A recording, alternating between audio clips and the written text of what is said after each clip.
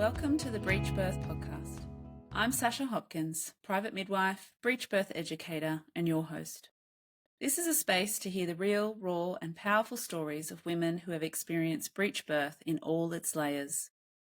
Each episode features honest conversations with women who've experienced breech firsthand, offering insight and reflection.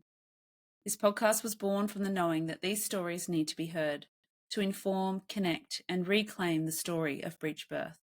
Whether you're navigating breech birth yourself, supporting others, or simply curious, welcome and thank you. Hi, Hannah. Welcome to the podcast. Hi, Sasha. Lovely to be here with you. Thank you for joining me. To give our listeners a bit of context and what to expect for your stories, I should say, not one story, we have many. Do you want to just let us know what year your babies were born? Yep, so I have 4 kiddos. My first was born 2018, and then I have my 3 breechies after her. And my second was born 2020, just before the craziness. And then my third, my third was born 2021, and my last baby was born in 2023. Beautiful. And where were you located for those births? All 4 in Toowoomba at the hospital, and they have all been cesarean births now for different reasons, and some regrettable, but what do you do? Yeah, we'll go into that. And how many weeks were you for each one? For each one's, my first I was 41 and 1, my second I was 40 and 5, my third I was 41 and 3, and my fourth is I think 42 by traditional dates, but I was going on a different date, and so I said 40. So it was definitely term for all of them. Yeah, beautiful. You cook them well. Do you want to share a little bit about yourself to give everyone a bit of idea of who you are before you jump into your stories? Yeah, so I have a background in education. I was going to be a primary school teacher, but just decided that wasn't the path for me. So I became a teacher aide instead, so I could still use those skills. And then throughout my studies and life, I met my husband and things happened and we got married and we've got the 4 kids now. And throughout that journey, we've gone from both of us working to just my husband being the primary income bringer while I homeschool all 4 of our kids. And I now am a birth doula as well. So that's what I fit in sort of very marginally in between all the homeschooling. Amazing. That's some impressive multitasking, homeschooling and doulaing. Awesome. You said your first baby was a head down baby. Do you want to share just a little bit of basic context from there? Because often that can give us a bit of an idea of why you took the next step for your next experience. Yeah, so my first baby was textbook pregnancy, which I don't even like that term anymore, but at the time that's what I kept giving the title of, was textbook pregnancy. I was very healthy, very happy, passed everything, never had an issue with bloods or hypertension or anything like that. I was on the MGP program at the hospital, was pretty happy with how that was all going until I hit 40 weeks, and that was like bad. And so was sort of led down the road of like, oh, if you don't have a baby by this time, we'll have an induction on Sunday. The due date definitely came and went. Another week went by, and so I was scheduled for a gel induction on the Sunday, and very slow to start labour, and then eventually things did get going, but just guess I wasn't coping with the pain. My pain management wasn't very effective. Eventually had an epidural, had a few issues with baby's heart rate, and then eventually the big button got pressed and it was, oh, failure to progress. We need to take you down for a cesarean. Half an hour or so later, go down there. I was told she had meconium in her lungs, but now the reports reflect something different. So I think it's one of those cases where they don't actually know, so they have to pick something so you feel satisfied and walk away with that as your story. So pretty much immediately after that birth, like we knew we wanted a big family, so there was always going to be more children. So it was always going to be a VBAC.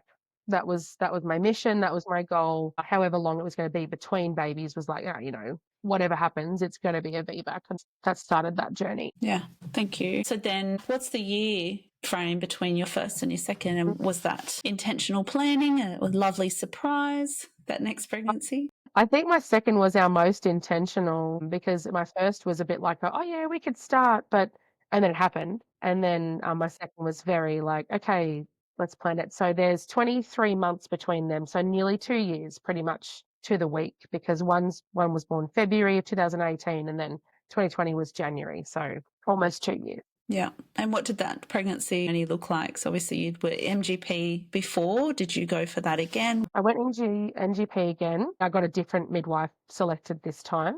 And is it a team of 3? Yeah, team of three. I think I did meet all three of them. I did meet all three of them that were on that team when it was necessary or whatever, because I'm pretty sure my midwife ended up being pregnant, so she was having her own situation. She's on her own journey. Yeah. Yeah. So MGP again, everything going well. Occasionally some, pushback from any obstetricians because I was considered high risk then. The pregnancy itself was healthy, but I had a lot of absolute like abhorrent behavior in my workplace at the time. There was a lot of bullying and a lot of stress, and there was 2019 was bushfire season and it was pretty close to our home. So there was a lot of external stresses. I think that affected my daughter down the track. But birth to me is it's not just physiologically, there's so much more spiritual impacts in that. So she was affected by that. And so we're going happily on that MGP journey. And at about 37 weeks was flagged that my baby was breech. And that was like an immediate, like, oh my gosh, we have to do something. This is like a death sentence. We can't have this happen and everything. From the midwife or for you? Who sort of had that? From everybody, not so much me, like I guess I was influenced by other people's ideas of what that looked like. So in my head, my mum had my sister was breech and it's like she was her second baby. I'm like, oh, that'd be right. Like, of course I'd have that. And she had cesareans because that was just how it was done in the 90s. Yes, breech baby about 37 or 36 weeks, kind of doing little conversations with the midwife about what I can do. Spinning baby was brought up. Then at 38 weeks, she was still breached. I don't know if she's a girl at this point, but she's a girl. 38 weeks. And we talked about an ECV. And I don't know, uh, for anybody listening, I don't actually know what it is, as in the full unabbreviated version, but like your external cephalic version. Yeah, so we looked at doing that. My midwife was actually rather encouraging of that, while I think obstetricians were nervous because by the time I was going to have it done, I was going to be 39 weeks, and that was a risk category for them to do something so late in the pregnancy. But my husband and I were very prepared for that to happen, and we prayed a lot about it. And because I know a lot of people had experience like and it's painful, but I was honestly just confessing and like, oh, thank you, God, that this doesn't have to be painful. So we went in. I had one doctor that was very arrogant about it being a cesarean that day because something was going to happen, but brushed it off. And I think she was like an obstetrician, but she was like very fresh. And along with her was the breech flipping doctor, like Toowoomba's best flipping baby man. So he was available. And so within literally 30 seconds of them doing it, it was successful. So that was really encouraging. I was like, great, I can have this VBAC. I've got a head down baby. Fantastic. Let's make it happen. And kind of snubbed it in anybody's nose that was kind of doubting me on the way in. I was like, it was successful. Yay. And then all the while, she's flipping back to breech and I'm no idea. She just decided to go straight back into that position, but we didn't know. A week later, on the 40 weeks and 4 by this stage, I'm coming in for just a bedside ultrasound. I've got one of the other midwives on my team that I hadn't met before, but a friend had, so I'd heard a bit about her, and she was like, I can't wait for you to rock this birth, and you're going to give birth on your hands and knees. It's going to be amazing. And I went into an appointment with the obstetrician and we did the ultrasound and just everybody, the room just, you could just feel everybody's excitement just went because she was breech. And at the time, like it makes me upset now, but at the time I just thought it was my fault. And like, what have I done wrong? Have I done something like even in my faith, I was like, God, what have I done wrong? Have I done something to deserve this? And my husband's, like I'm at this point, I said I wanted to leave the room. I went to the toilet. The team had a big discussion about like, oh, what they should do. And I just bellowed in the toilet, just had no hope left and was just gutted. And then eventually I came out to my husband and he was like, you haven't done anything wrong. This isn't a punishment. This has nothing to do with you, and God wouldn't do that to you. And this is just something that can happen. It's okay. You haven't done anything wrong. Like he's just being the voice that probably needed to be the loudest. So that was good. We had a bit of time by ourselves. There was an option given to me by my midwife at the time that I could go to Caboolture because apparently they were doing breech birth there. But in my mind, I'm thinking, I have a toddler at home. I have parents that don't live that close by. If I don't get induced, I have to wait for spontaneous labor. So how would I coordinate? Do I stay at my parents' place, like 2 hours away from my home? It was just so much to decide in an hour. Like it felt like forever, but it was probably like an hour and a half. But again, my husband is just in the background saying, "I reckon you could do a breech birth." Like, I wish that was my voice at the time, but he was, go for it, you could do it. But I was just so beaten down in my spirit that I just couldn't bear to fight anymore. So we made a decision to have a cesarean that week. And I remember thinking, oh, it's my friend's son's birthday on the 23rd of January. I can't do that. I have to pick another day. So literally, I had her the next day. So it was the 22nd of January. We picked up my daughter from daycare the night before or the afternoon before, literally just smashed out as much food as possible at Sizzler to celebrate that we were going to have a baby the next day. And then, arrive at hospital the next day at 7 a.m. to go into an emergency. It wasn't an emergency. I was just on the board. I would have thought they'd label it elective. Yeah, it was weird because I had a few people later on in my story that were like, "What emergency?" I'm like, well, I don't know. Because the word breach was there, maybe. So I waited all day for that surgery, and you're not allowed to eat, you're not allowed to drink. So I'm like fading away, and every time I'm getting, a blood pressure, they're like, "Oh, it's low." I'm like, "Yeah, I haven't eaten since like 10 o'clock last night." I'm crumbling, and eventually, the team said, "You can have a drink." And I said, "Great. Can I have chocolate milk?" And they were like, "Sure, you can have chocolate milk." Had chocolate milk. I think about 5 p.m. I get wheeled down and surge nurse was like, "Have you had anything to eat or drink?" And I said, "Yeah, I had this milk drink." And he just scolded me in front of everyone and made me feel small and was so stupid. Like, how dare you do that? You knew you were having this surgery and you did this. And it's just so awful. And then a different midwife on the team, she came and she hugged me and she's like, "That was not your fault. That was disgusting. I'm going to have a word with everybody upstairs about communication, and you were allowed to have that drink, so don't you feel bad about it." So that was nice to like be seen in that scenario and go back upstairs to the ward. My husband and I just literally had to sleep together on the bed because I'm like, "I just need you to hold me." Do they refuse to do it because of the milk? Yeah. Yeah. So I had to go back up. So it's labeled an emergency cesarean. You had some milk, and then they declined to do it. What the Yeah. hell? It was not fun. It was like Wow. I pinned that experience as like my worst cesarean. Like that one just sucked. But, so eventually gets to time to go back down. I fasted a little bit longer, got all the talk through, the spinal. Husband comes in, she comes out, she's definitely breech. No, no doubt about it. Do you know what type of breech? No, and I would actually really like to. I've done it before, but I forgot. I need to get onto the hospital and get my records because I'd really like to know a bit more about how they were positioned because I think that would help a lot with knowing a bit what happened to my last birth. But so definitely breached. Her hips are fine, everything's fine. It's a girl. That's exciting. And like no issues really, anything post-op or anything like that. But the next morning she had a dusky episode, so that was pretty scary where like I could see her in her cot and I couldn't move because I'm still, drugged up and sore. And that was pretty terrifying to watch her gasping and I couldn't do anything. So I just kind of yelled out and somebody came in and grabbed her and said, blue baby, took her off. Another nurse had come in and comforted me and said, she's going to be okay. This happens a lot with cesarean babies. So, okay, great. She's fine.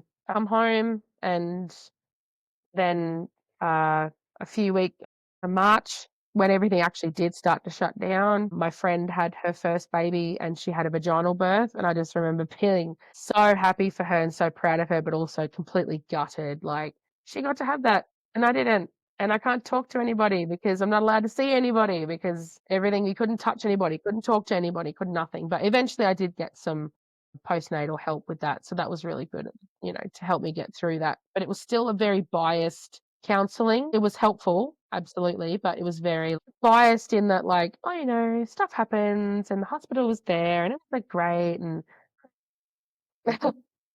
you're not really getting it. Yeah.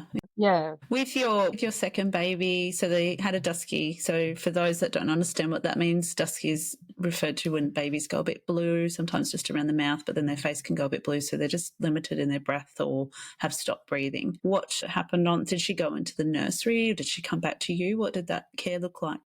I think it was very quick. Like from the time frame, I don't actually know how long it was, but it wasn't very long that she was away from me. I think they just gave her a bit of oxygen in the special care, and then I think she recovered rather quickly and she was wheeled back to me pretty promptly. Might have been half an hour because my husband, like, we live out of town, so it was long enough for him to get there and then she came back. So maybe 40 minutes, maybe 45 minutes of being separated. So And how did you feel having her back with you and the potential of that it happening? was it was a lot it was a lot because, it was one thing to have the cesarean again in the first place and recover. And while I felt in good spirits because I was, telling my friends that I had another girl and there was all the hype and all that, it was still pretty scary to be separated from her, even that amount of time. But I was assured that she was going to be okay. And then when she came back, it was much more, "Oh, okay, we can get back on with breastfeeding. We can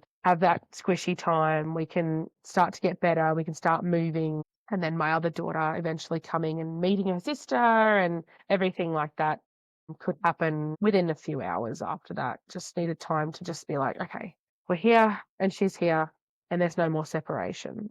Yeah. Yeah. Coming back to the cesarean, obviously have made that conscious decision, this is what I'm going to do. Did you have any planning around your preferences in that space, like delayed cord clamping, music playing, things like that? No, I think music would have been, but I'd kind of lost all thought or track of that.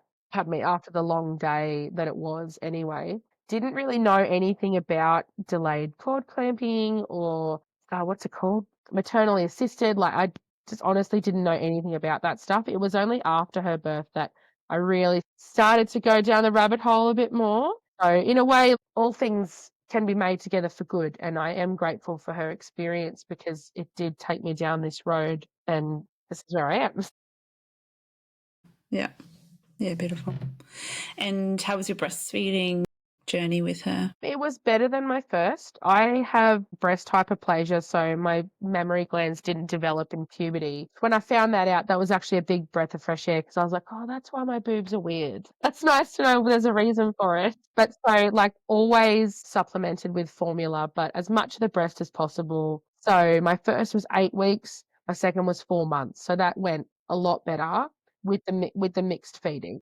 So that was still a huge accomplishment, for Yeah, us. it's amazing. Yeah, well done. It's good. And then postnatal, did she need any support, work like osteo, being that she really liked sitting in that breech position and flip back around? No, I think, like, as far as anything checklist wise, she was fine. Now that she's 5, I have taken her to manual therapy and stuff in Cairo because I know more now about the effects of cesarean birth and breech birth and stuff. So now it's like catching up on things that she probably could have had in the initial, but there was nothing red flagged for me. Like, there was never she can't do this or she won't do this, or everything was pretty normal for her. So, yeah. Yeah, thank you.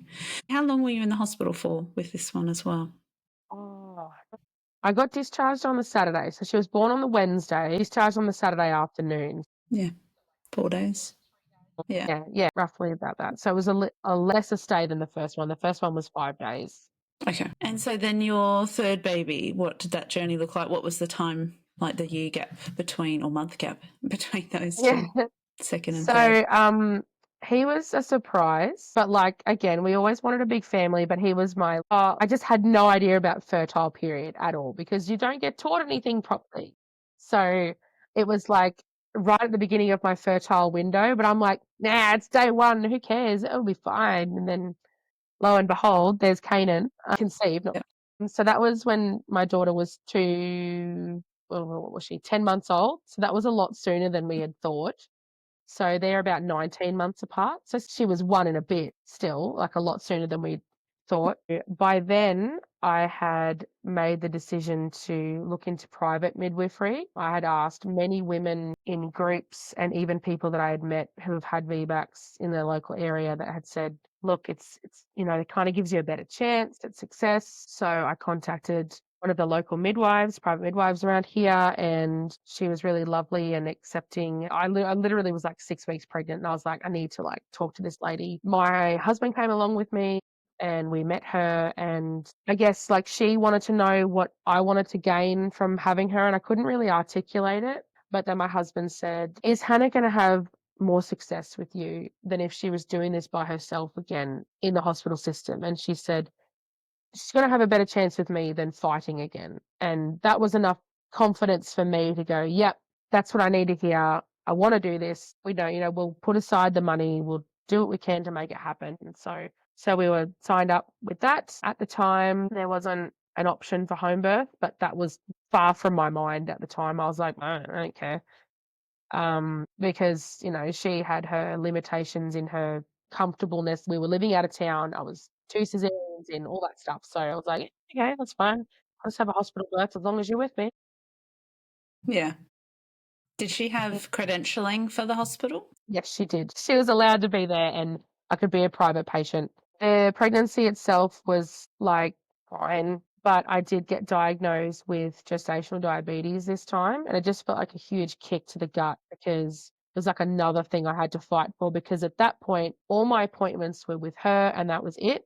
But as soon as I tested positive for that, I had to see the diabetes clinic, basically. I'm a pretty gentle person, not very aggressive, but I was pretty pissed off and I was really, really rude to the poor nurse who was going through how to prick myself stuff. I was like, yep, whatever. Like, just don't want to be here. I hate you. And then she actually said to me, she's like, I get that you don't want to be here. You're not the first. So don't worry about my feelings. I'm like, didn't care anyway. Went through that.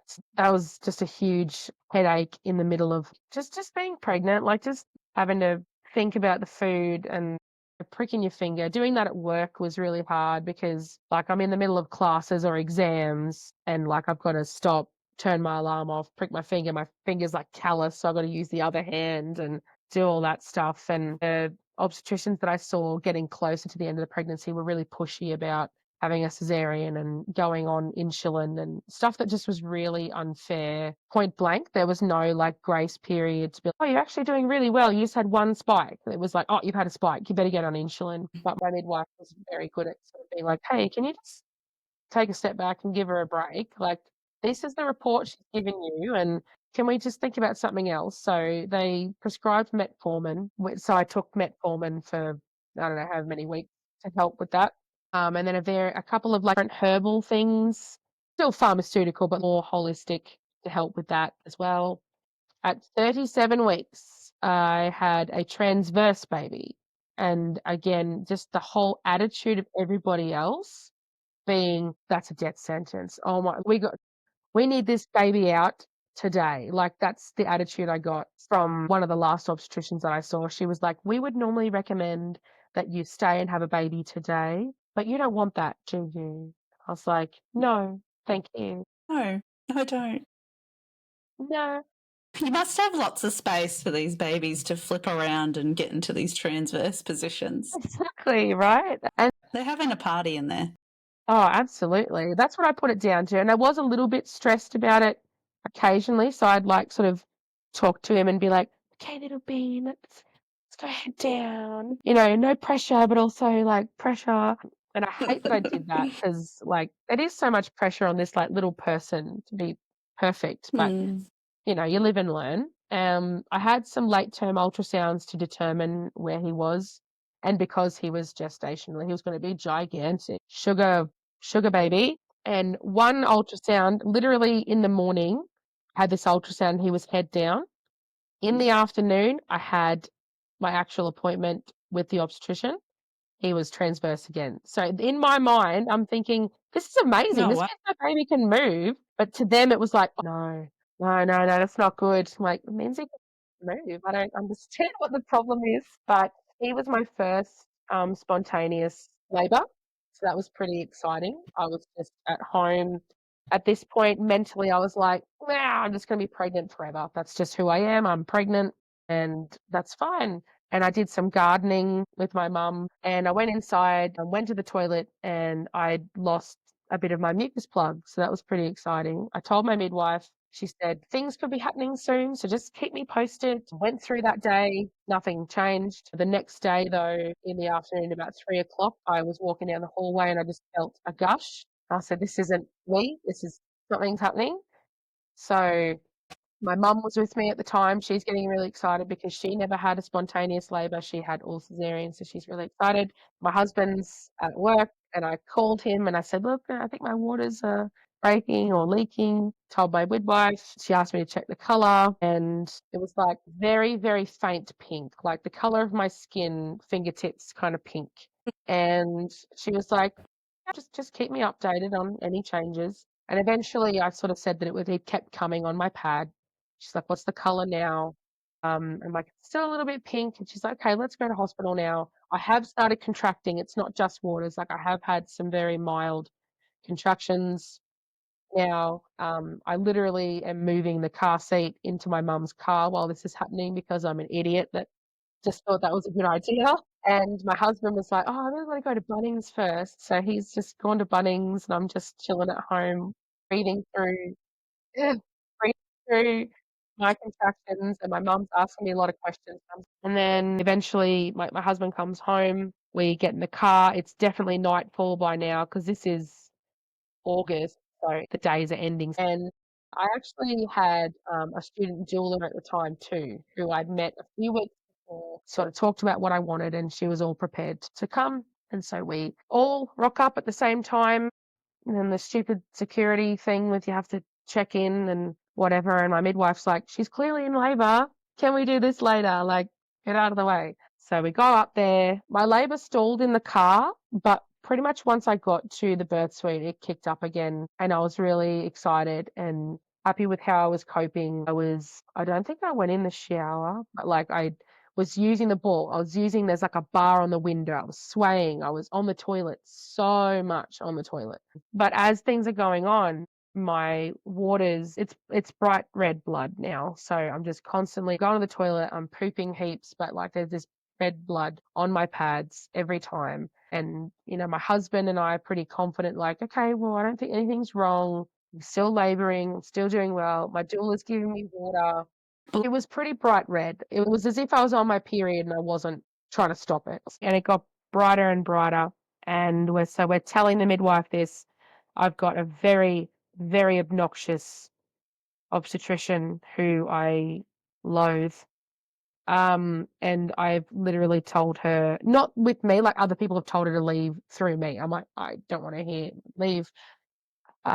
She wants a cesarean, but I'm contracting away.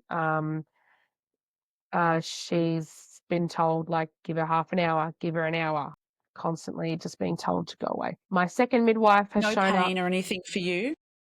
No, not at all. No, no pain, just contractions and pooping. Yeah. And did you have continuous monitor on for baby? Yeah, I did. I had the CTG on that whole time. I think that's why I didn't go in the shower in the end. Um, and that was something that I didn't want, and that was pretty hard because we talked a lot about informed consent throughout my pregnancy, and then I walked into that labour ward and I just got strapped onto it, and I was just so shocked that no one had asked me. I didn't even stop it though, so yeah, that was just pretty crappy, but going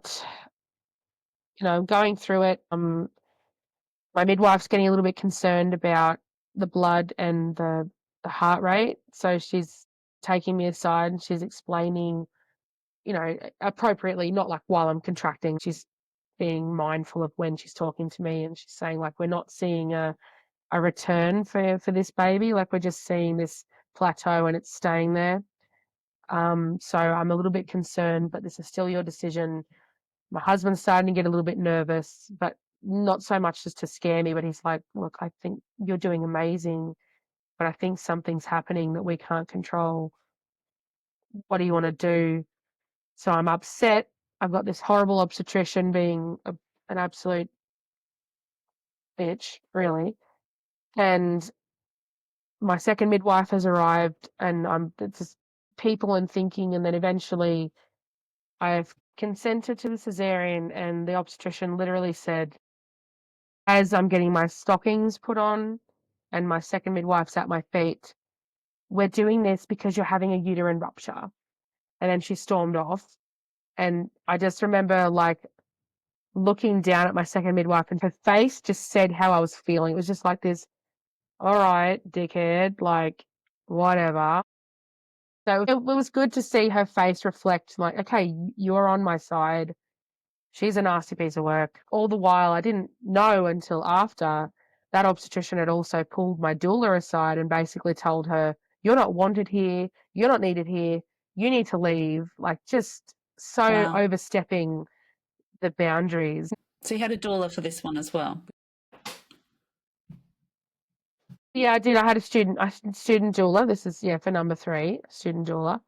And she was giving me water and, giving me food and just being present. And yeah, so she had copped that from this obstetrician and, didn't want to say anything to me because the last thing she wants to do is upset me more. So she's just left the room and doing what she needs to do. And I have this cesarean, and my midwife is there. I found out it was my boy, so my first son. And then she has said, "Oh, he's a big boy, he's a big boy." And like, "Oh, yeah, okay." And he was like 8 pound 10. And I was like, my second was like 9 pound 1. What are you talking about? Like, this is nothing.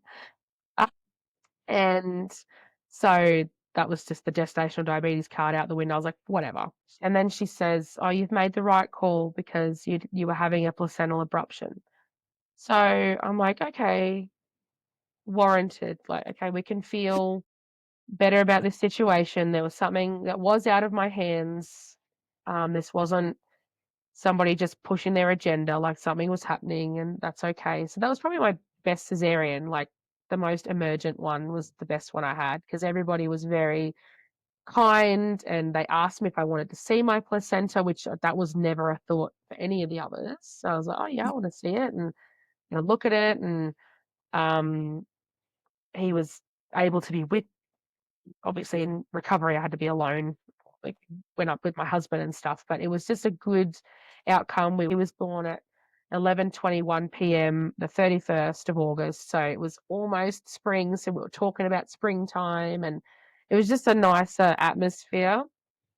Um, Did you know what sort of breech he was? no, but, I have a feeling that he was, is it Frank with the Frank feeder? with the legs up. Yep. Yep. Yeah. Just given the photos, even seeing, like, how he came out, it's just, like, literally his bum is just like a torpedo, like, and his little poo coming out, that always makes me laugh. Yeah. But, yeah, I'm not really sure what kind of breach 100%, but just given the circumstances, I think it was Frank. Yeah. His recovery was fine. Um, Breastfeeding was about the same time, about 4 months. I did have a hard time not doing so much, like trying to rest and recover from any birth, but especially cesarean with two, I had 2 toddlers essentially, Yeah. and doing that. And my mum has always been really good with helping, but she has to go back to work and my husband has to go back to work and slowly figuring that out. I had some debriefs with my midwife and my doula present as well about how everything went. And basically, I was pretty satisfied knowing that this was something I couldn't have controlled. And I did ask though, I'm like, well, on my discharge summary, it says old clots. What does that mean? And she's sort of like, well, what's old? Is old 20 minutes ago or is old at 37 weeks? And I did actually fall over in my pregnancy on the side of his placenta site. So Okay. my reflection is like that was about 37 weeks. I was just carrying a chicken bucket and I just fell. Yeah. Like it was kind of funny at the time, but now I look back, I'm like, oh, that's probably where things could have started. But then I also look back and I go, placental abruption was never, ever discussed with me as a risk of repeat cesareans. So Mm. that really pissed me off because I'm like, not that it's like they caused it, but at the same time, that could have been why this happened too, was these previous, yeah. So that was really annoying to think back on. Yeah. And how long did you manage to breastfeed this little one? But yeah, 4 months, but it was just like slightly over. So it was like 4 months and 1 week. So that was pretty good again, pretty victorious to come to that. Yeah. Whilst running around after two toddlers. That's very impressive. Amazing. Thank you. Thank you for sharing that. And so then we had another bubba. What was that journey? What was the time frame Yeah. between your third and your fourth? So I always wanted an October baby. So we started trying New Year's, like December and then into January, but I didn't conceive for a lot longer than the others. The others were just like I would breathe and I was pregnant. Whereas this was a lot like for me, like I know there's plenty of other stories that it's years worth of waiting, but to have two cycles go around and I would just get my period full blown was just really hard. And Mm. it was really odd, and I remember my husband was always like, "Oh, I don't wanna have a December baby, that'd be so sucky," but then when we didn't conceive, like, that second cycle, he was like, "I don't care, I just want you to have another baby, it'll be amazing, December or not, whatever." So, that was like, "Okay, well, that's probably what's gonna happen now is we'll get pregnant and we'll have a baby in December," and sure enough, like, that's what happened. So I think my son must have been like 14 months, I think, when we had conceived my last one. So he was just that little bit older. But before we had conceived, I was definitely going down the route of what does a free birth look like? Because I feel like I've run out of options because I don't know, one, if we could afford private midwife again. I don't know if it would make a difference. And then now going down the path, I don't think she had her visitation rights or whatever it's called for the hospital anymore at this point. So I'm like, I'd be doing it by myself anyway. So let's really look into this and get serious. So we met people, we talked to people, we'd done a couple of group chat things with other families that had had free births. My husband was very confident and we talked about the hard things that really should be talked about in any birth because you're not guaranteed any outcome. So, but I guess we put a lot of trust in other people's hands. So taking that responsibility back was very empowering. And so we'd gotten pregnant. We'd pretty much like, yep, want to have a pre-birth. I had met and known plenty of doulas at this point that would kind of guide me as a doula myself because I've started that journey by now too. I'm wanting to be a doula. I'm looking into that world and so I'm meeting people and talking to people. And I pretty much had pregnancy just all on my own. I didn't engage with the hospital. I didn't engage with my GP. The only time I did engage with my GP was about like specific issues that weren't pregnancy related. I just want to talk about this and how I treat it. I don't want to, one doctor was like, "Oh, you sure you don't want to take the glucose test?" I'm like, "Yeah, I'm pretty confident in my ability to watch this and maintain it if it's an issue." And whatever. But the other doctor I saw was very like, yep, you just want to talk about this? Let's just talk about this. And then I would go. So that was great. Had a couple of ultrasounds just at a nice little clinic in town that just does images. She doesn't do diagnostics or anything like that. So I just wanted to see my baby and breech. Breech baby. Um, Of course. I actually did forget one huge detail that came from my third cesarean was this conversation that I have a heart-shaped uterus. I have a septate in the middle of my Yeah. uterus. That was interesting to So hear. you only found that out in your third one. Yeah, which that just blows my mind. Like, how did you miss that Yeah. in the first two for that? Or maybe it's in a report, but no one thought to flag that, Tell you. inform me, anything like Yeah. that. So I have this odd-shaped uterus now. I find it very interesting that you had a head down baby with your first. That's impressive. exactly when I tell people that, they're like, "Yeah, head down." I'm like, "Yeah, I guess she was just comfortable, and that's where she stayed." Whereas the others, it was the opposite. Had transverse as well. Yeah, I think he Interesting. was like he must have been almost spooning the shape, like in that bean Yeah. sort of shape. Yeah, so I've got Amazing. this uterus and I'm aware of it, and I'm thinking I'm probably going to have another breech baby, and I'm not afraid of that anymore. Sorry, for those listening, it's referred to as a bicornuate uterus. So it's a very special shape. Yes, absolutely. Yeah, so I'm aware that I'm going to have a breech baby. Not guaranteed, but like if it happens, I am not surprised at all. I did have a doula just there throughout my pregnancy, and she was aware of what could happen, and that was fine because it was still me and my husband. She's not going to be doing anything except support me. So, and this is a different doula to the last one I had as well. So different person. So pregnancy is fine, had moments of doubt, but would deal with it.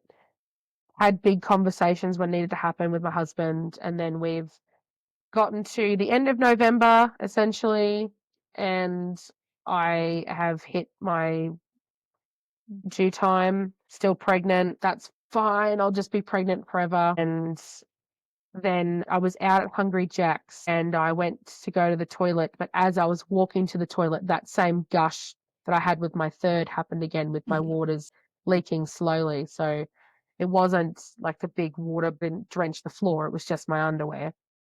So I was very excited thinking, oh, I'm going to have a baby. This was like on the borderline of being 42 weeks. I've had this gush. I am heading home after that. Nothing happens for like 4 days of that slow leaking, but no contractions.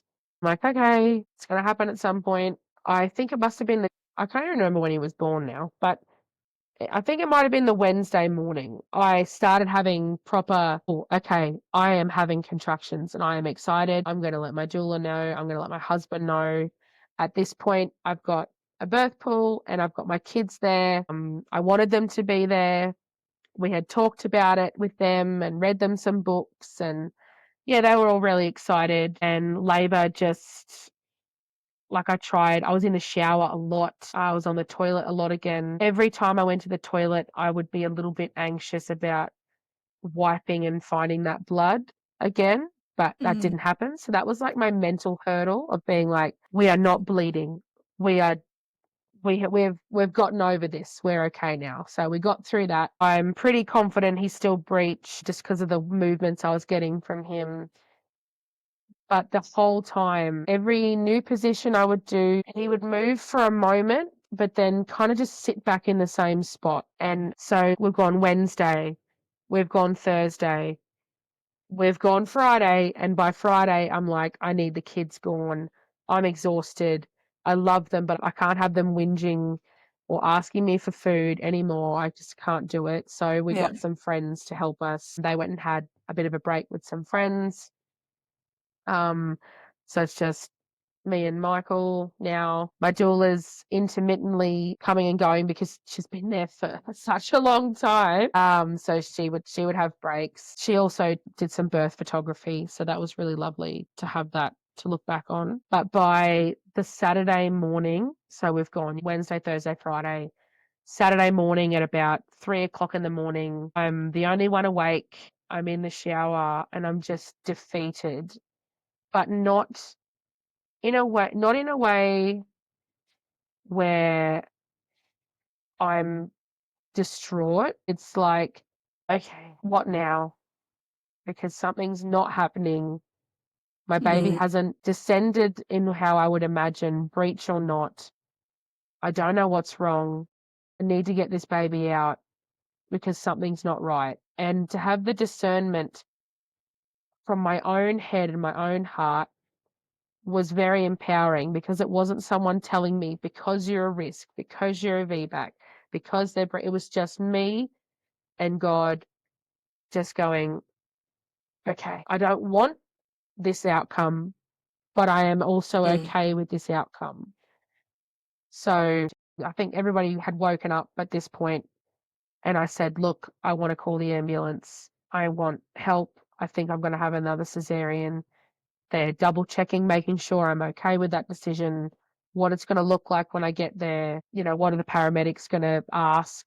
Because you can either get a really good understanding team, or you can get a team that wants to get you in trouble, basically. So I was prepared for that. I'm starting to get stressed. I'm still contracting and everything, so I'm starting to get stressed. I can feel it. I'm in pain a bit more now. And operator on the phone's like, oh, are you sure you can't see ahead? Or because I'm screaming in the background. But I'm like, no, like I promised you there is no baby coming. I've been at this for a while.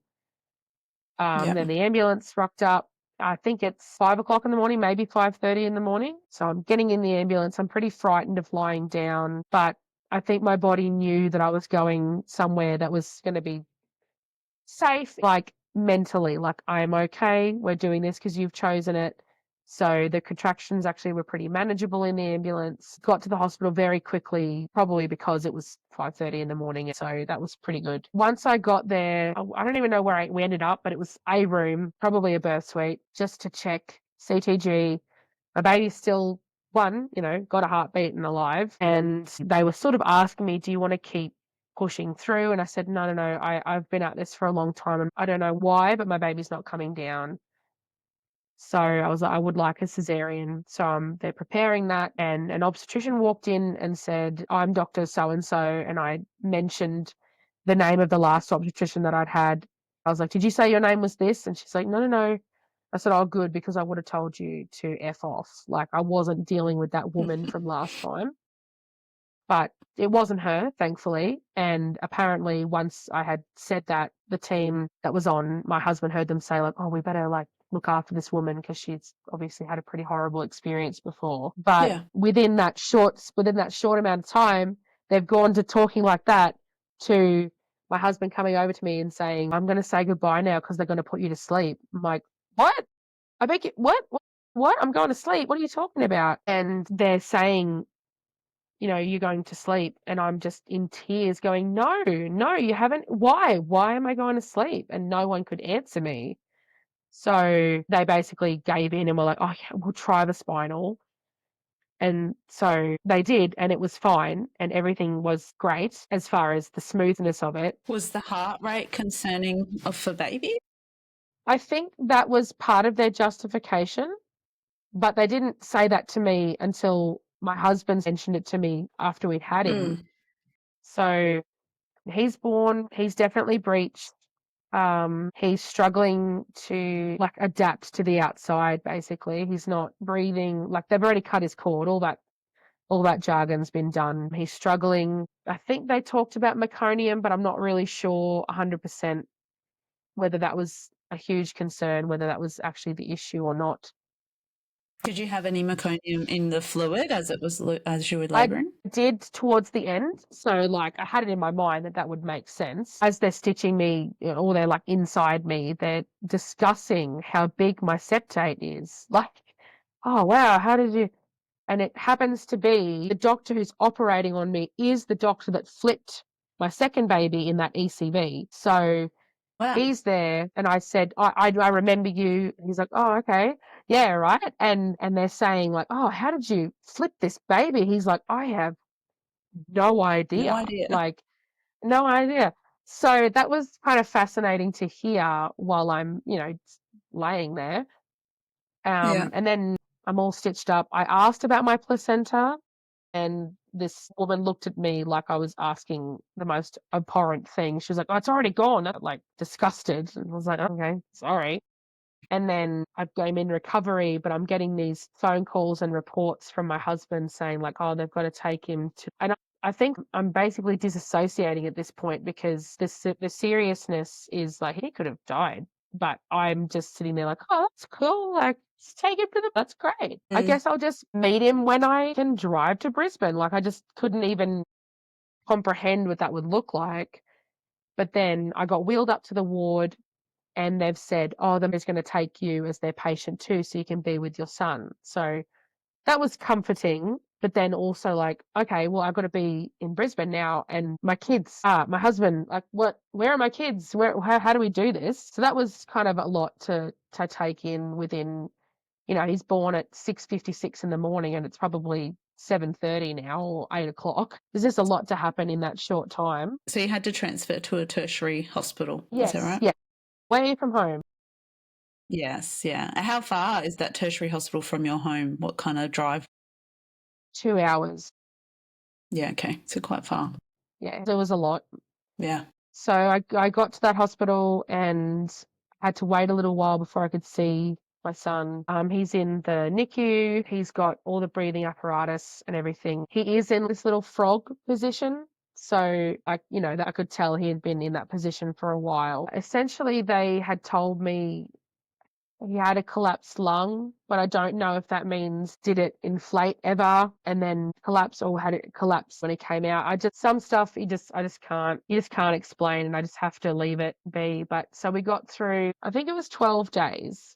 He was in NICU, and I'm there for 3 days as a patient and then discharged. And that was just a whole ordeal with Mm. accommodation and transport, because it was just so hard to be misplaced and be somewhere where I could recover with a cesarean, but also, get from A to B with a car ride, or how do I do this? So that was extremely stressful and hard. And anybody that's been through it can attest to that. And some of the accommodation they had was so full that they could only give me one night out of the 12. So it was just crazy.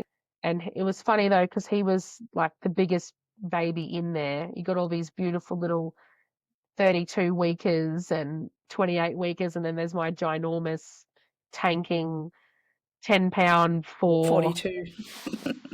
full Wow. term baby in there. Yeah, he was my biggest. And he was super inflamed as well from, fluids and medications and stuff. So he just looked huge. And it was funny because they could only find t-shirts to fit him before I had come. So it was kind of funny, just this chubby little thing with this shirt on. But he passed everything very well, very quickly. He was given donor milk, given his condition, which was a really big, That's happy great. success for me, because I knew that I would have my issues, and it just meant that he could have something else besides formula right away, which was cool. And he had MRIs and everything was clear, and we got to come home. But his home transfer life with him was a lot harder than the others, and that had a lot to do with just the separation and everything that we'd had. I think back to it when I hear other mums talking about their NICU stays, or babies that have had to like go to hospital because they've had an infection or something after, and like, oh, it was so hard to be away from this. And I'm like, oh my gosh, like, no wonder my son is so, I don't like the word clingy, but he wants to be with me so much, because I was the only one he had, and that was only for so many hours a day before I had to leave. So poor little kid, like he's so healthy. He's so healthy. He's such a testament to like the goodness of God for us, because from the way he started, when I see any doctors for anything, or he had a couple of like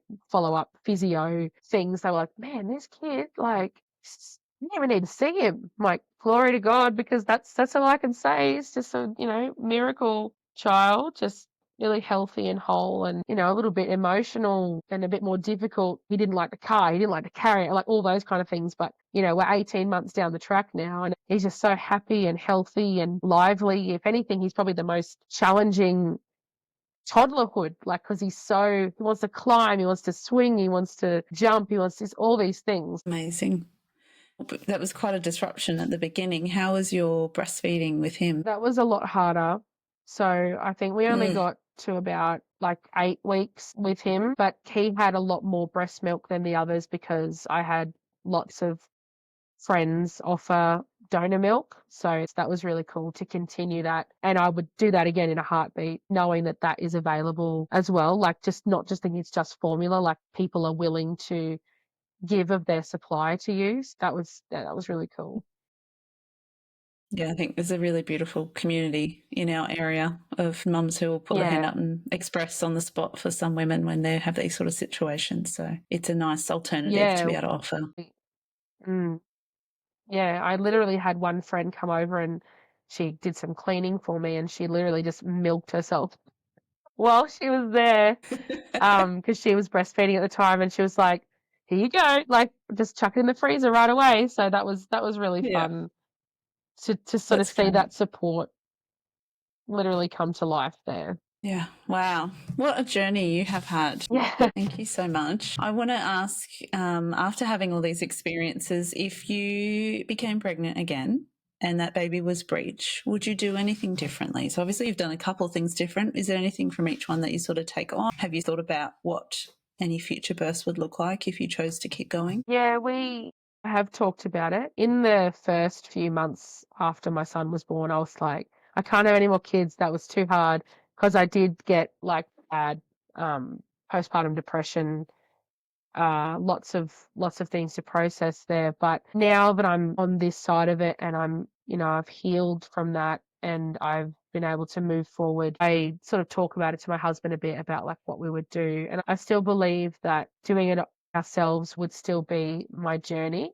And I'm excited about it. And it would just be, I think, I'm more of a surrender. Like, as much as each time I surrendered a lot, I think it would be even more of a surrender this time, of like not putting myself in the category of, oh, something's just going to go wrong for you, because it always does. Like, just being like, no, I have to surrender that attitude and just keep talking and keep communicating when things come up, but don't have such high expectations in the wrong mindset. Aim for positivity and all the good things, but just a deeper sense of I can't do anything, as in like I can control what I can control, and then there are things that I can't. So what does Yeah. it look like next time? I guess it's honestly so much more of a surrender, Mm. and not sitting back in regret. I think often I was like, when I first started thinking about having another baby, it was like, I don't want to have regret. I don't want to have regret. I just can't have regret. But that's a part of the journey, and I can't have the mindset of being stuck. I have to be able to move forward. It's a pretty difficult thing to articulate, but I don't feel done, if I have to put it to that. It's like, I definitely don't feel finished with my mothering journey. I feel like our family has at least one more soul to have with us, and we'll just see how it unfolds when it unfolds. Yeah. But I'm in so much more of a better space than I was. If you had asked me 12 months ago, I would have been like, never again. I feel like lots of women say that. I'm not having any more. Yeah, exactly. Exactly. You Yeah. obviously you knew that there's high chances of having breech. Did you have any resources that you used in your pregnancies and would recommend to women listening who have got a breech baby on board? Well, if in the case where it's not necessarily because of a bicornuate uterus, I would definitely still recommend things like spinning babies, um, and even just like little exercises for general balance in your whole body, but they can help with breech, like just crawling and forward leaning inversions, like stuff that balances you regardless, but it can help with that. I felt like that did help. Even if I was going to have a breech baby, at least they were going to be aligned because my body was aligned. Definitely chiropractic um, chiropractic care throughout your whole pregnancy is just a must. I did actually see a naturopath as well for that more of a holistic idea of what I can do to support myself, especially going into a free birth. How can I help with blood flow? How can I help with something more naturally if I'm going to have a bit more bleeding postpartum? Just engaging in different services is definitely helpful. And honestly, even just It's not a professional thing, but like just enjoy doing what exercise you can. Like it doesn't have to be hardcore CrossFit exercise, but keeping your body nimble and up, I think that's a huge thing, because if you really want to engage in as many positions as you can, you're going to want to be able to do it with a big Yeah. belly in the way. So being flexible is good. And then I would also get involved, especially with Breech, as many Breech positive or supportive resources as you can find. So I found you and like what you were sharing and how you approach Breech and twin birth. Dr. Stu from Birthing Instincts, he has been so influential in how I approach Breech. And so definitely finding the right resources from people is amazing. What's the other one? Breech Without Borders. Those channels, those podcasts, those books, get all around it, because it just encourages you that there's nothing wrong with the way your baby is sitting inside of you. It's just a different way than what others have. That's all there is to it. So yeah, I would definitely encourage. That's perfect. Thank you. Do you have any last little words of wisdom or advice that you would like to share with any woman expecting a breech baby listening to your story? It is so possible, whether you're in a setting at home or in the hospital, you just need the right people, because it's only dangerous, quote unquote, if someone doesn't know how to handle it. If you have somebody that is confident and capable and understands breech, you are going to have the best support and way more ability to achieve that than if you were just struggling upstream with people that didn't understand it, said it was awful, weren't trained. So find the right people who get breech, and even if they're across the country, talking to somebody that gets it is so, so helpful and so important. Amazing. Thank you so much for sharing your stories. It's been an absolute honour to hear them. Thank you. I loved sharing them. Thank you for listening. Thank you for listening to the Breech Birth podcast. These stories matter. They stretch what we think we know and bring voice to experiences that need to be heard. I'm so grateful to the women who have shared their experiences with us, raw, real, and full of wisdom. If this episode resonated with you, please follow, share, or leave a review. You can find us on Instagram, Facebook, and YouTube at Breech Birth Podcast. And if you have a breech story to share, I'd love to hear from you. Until next time, may we continue to reclaim the narrative, one story at a time.